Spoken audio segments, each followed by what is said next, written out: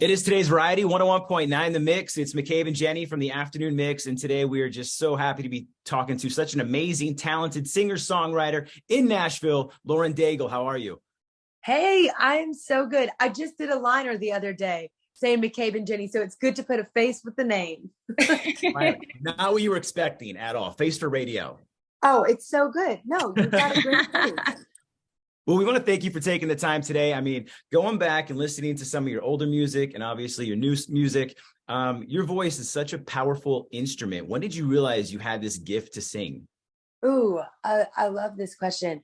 So whenever there was a period of time when I was in high school where I was placed on homebound for 2 years, and I would just sing over and over and over. It was honestly one of the only things I could do. I just walk around the house, coming up with new melodies, writing songs.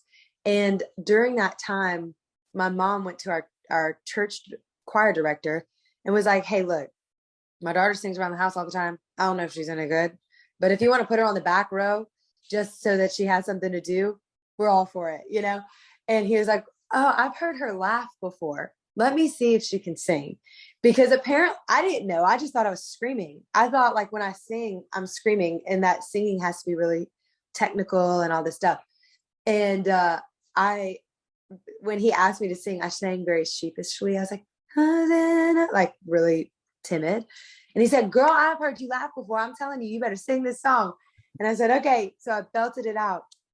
And that was kind of one of the first moments where I was able to see someone else see something in me that I had always loved and always been passionate about.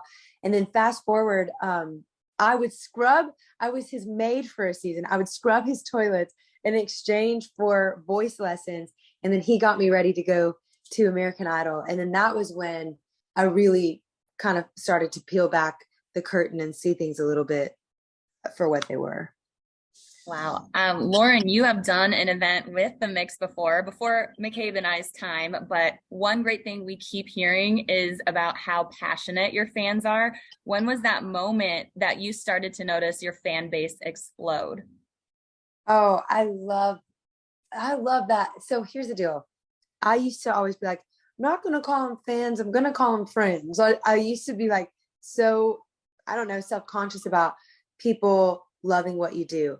And the more and more people have written letters or sent emails or text messages or even things at shows, like whether they'll come to shows and say, I need you to know the value of what your music has meant to me. It has completely transformed my life, completely. One of the first times was with a song called Trust in You. That was kind of the moment I realized, wait a second, this thing might be more than what I could ever realize. And it was a story about, someone dealing with the loss of a loved one, like during some hospital stays and things like that.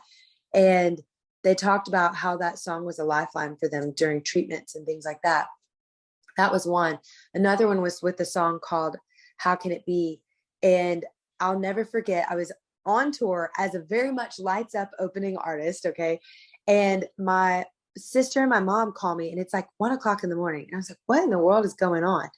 And I just got into my hotel and they said, Lauren, guess what? We just heard on the radio. I'm like, it's 1:00 in the morning. What are y'all doing? They're like, we just heard on the radio.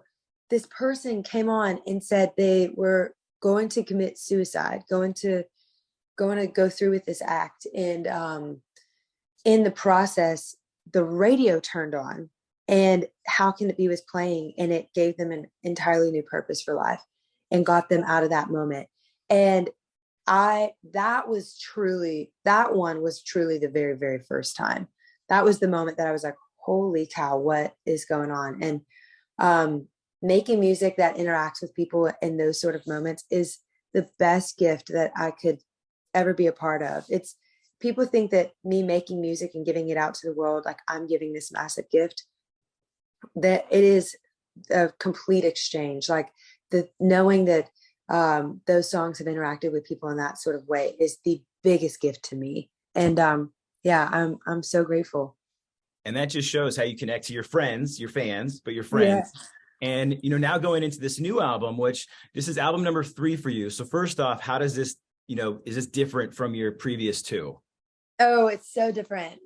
That's why it's self-titled, is because I kind of went through this transformation process starting in March of 2020 that we all probably had some sort of connection to. And the journey to get here, these songs really pulled me out of a season of a lot of pain, a lot of loneliness. And I had never had anxiety, I'd never had panic attacks and things like that. But during that time, a lot of that started. And so I really feel like God gave me this opportunity to interact with these songs, to go into the studio, to write, to sing things that I've never sang before, melodies that I never sang before. And it really pulled me out of some of the worst of my own times, And so I feel like to be a part of a record like that, that's not only healing for you, but that might also be healing for the world, is completely transformative. I feel so renewed by it. I genuinely can't wait for people to hear these songs. They range everywhere from like hip hop sensibilities to complete and total ballads to folk songs. Even like the range on this record is just very different from anything I've done in the past. And one of those songs from your new album being Thank God I Do. What was the inspiration behind that song? Oh, I love this song so much. I wrote this with Jason Ingram, who I wrote You Say with, and a bunch of others from my other two records. And, he is one of those people that has a very specific sound. His melodies are very specific. You can pick up a song and be like, that's a Jason song, And I remember I was showering the day before, getting ready for the day. And I was like, okay, God, give me a Jason melody because I'm going into the studio with him. And we hadn't written in 3 years. And I get the first part of that chorus. And I was like, okay, at least I have something, like I'll bring this in. And the next day I'm driving over to his house and I start to get this piano motif. And we sit down and we wrote the song probably within 45 minutes. It was one of those like really quick experiences. And it was all about that season of COVID and God pulling me out of that season with the people that he surrounded me with. And I feel like there's those moments where you need the people around you to remind you of who you are, to encourage you, to tell you like you will get through this and we can see the other side for you. I feel like that was the entire essence of why Thank God I Do was written. Well, I was going to say, it kind of starts, in this dark place and then it builds up and you kind of, get into this light. I want to say, like you find this new side of things. So you can feel that in your lyrics, which again, it just connects with your fans, but also with this, something special about the album. For those who don't know, it's going to be a 2-part album, right?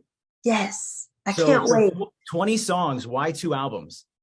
So Julie Greenwald, master. I love her. We were sitting in the studio listening to the whole record, top to bottom. And she looked at me, she said, look, I know this is like asking the artist to cut the Mona Lisa in half, but I know you're seeing this as one full project, but can we break it up into 2 parts? And I remember thinking, oh my gosh, I don't know. Like I've only ever seen this as one body of work. And she said, just go away and think on it. And the whole idea was, I know in the streaming world, like streaming is kind of a singles-based situation.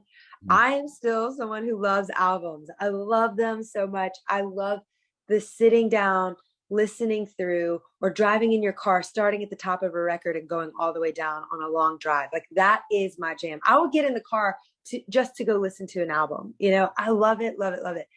And she said, if you want that same sort of experience for the people buying this record, you need to break it up into 2 parts, because I really didn't want like songs 14 through 19 to just get lost because of such a long listening experience. Right. And she was like, why don't we break it up into 2 parts so that they can still consume it as full albums? And I said, let's do it. That sounds great. And so with these 2 albums, will they be different from one another, or will it be like an extension from album 1? It'll be like a continuation to album 2? Yeah, continuation, having these 2 listening experiences. There will be something that marries them in the middle. I'll give you that little hint. Well, thank you. And I love how you do the driving test as well. Like when you get in the car, you put the album on. That's like one way this is like a great album. Yes, 1,000%. Like if you can cruise, or if this is my all-time favorite, is if you're in, I had this experience with Joni Mitchell. I've had this experience with John Mayer, not sitting next to me in the car, but I'm saying as I listen Yeah. to them while driving in the car. When you get so lost in the song that the scenery around you starts to feel like the place they were writing. It's like this. I remember there was this one time I was driving through Louisiana around all these crawfish farms, like lots. And if you don't know what a crawfish farm looks like, it's like they look like plains, right? Like just flat, where you can see acres and acres and acres into the distance, and lots of trees, lots of greenery. And there was her song, The River. And I was just so lost in that song. But the simplicity of it and the beauty of it was matching the scenery that was around me. And I think when those two marry, another time I was in Yosemite and I was listening to uh, The Search for Everything, that record by John Mayer. And for whatever reason, what I was seeing was marrying so perfectly to what I was hearing sonically. And those are the moments that I fall in love with music. Well, we're looking forward to doing that to your new albums when they come out. First one is going to be on May 12th, and then part two, Yes. that's in the fall at some point. Yes. And just around that time to celebrate, we're super excited to have you in Chicago for an exclusive performance. It's going to be May 16th. What do you look forward to kind of these smaller, intimate shows with your friends and fans? I love them so much. I feel like it's kind of a unique experience that you don't necessarily get when you're playing in an arena, right? So for the people coming in, it's kind of these beautiful moments where you're able to tell stories in a different way. You kind of feel like you could pull up with a cup of coffee and just nuzzle in, you know? And I feel that even from getting to sing, I feel like there's an element of um like vulnerability and intimacy that's just different in a small setting. It's so funny. I used to do like fundraising events or different things that were always like 50 people, 100 people, whatever, that they would just bring you into privately. And I used to be so much more nervous. It was way harder to play for 50 people than it was for 15,000 people. And it's because of that. There's this element of vulnerability that's involved. Where if you have to sneeze in the middle of the song, there's no other distraction. Like it's right there in front of you. But it's really beautiful and I can't wait to come. I love Chicago too. Such a great city. Yeah, we are thrilled. We can't wait to have you at Half Acre Brewing Tuesday, May 16th. And I'm sure your fans are thrilled also for you to bring your tour to Hoffman Estates September 16th. So thank you. We are looking so forward to meeting you. Thanks, Thank you so much. Thanks for Thanks, having me on the Lauren. We'll see you show. soon. I appreciate it.